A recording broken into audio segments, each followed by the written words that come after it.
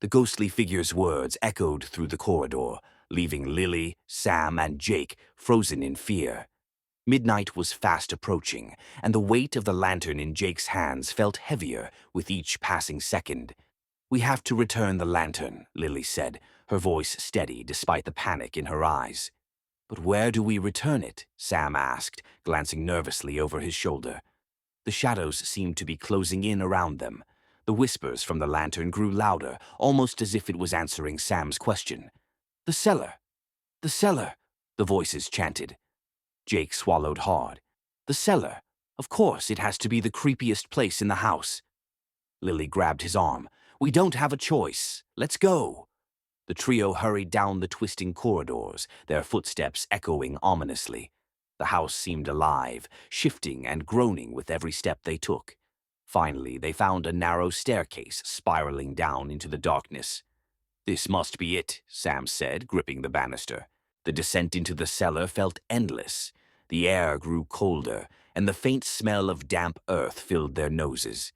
At the bottom of the stairs, they found a heavy wooden door with strange carvings etched into its surface, symbols of moons, stars, and what looked like glowing eyes. Jake hesitated. "Are we sure about this?" "No time for doubts," Lily said, pushing the door open. Inside, the cellar was dimly lit by the eerie glow of the lantern. The walls were lined with ancient shelves holding jars of mysterious substances and dusty books. In the center of the room stood a pedestal carved from stone, its top hollowed out in the shape of the lantern. "That's where it belongs," Lily whispered, pointing to the pedestal. As they stepped into the room, the door slammed shut behind them. The whispers from the lantern turned into frantic cries.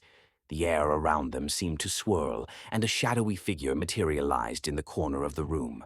"You're too late," the figure hissed, its voice dripping with malice. "The house doesn't let anyone leave." Jake tightened his grip on the lantern. "We're not staying. You want this lantern. Take it." He placed the lantern onto the pedestal, and immediately the room shook violently.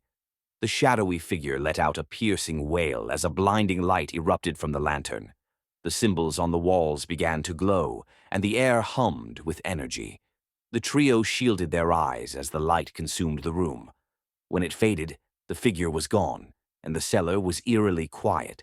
The lantern no longer glowed. It sat lifeless on the pedestal, its whispers silenced.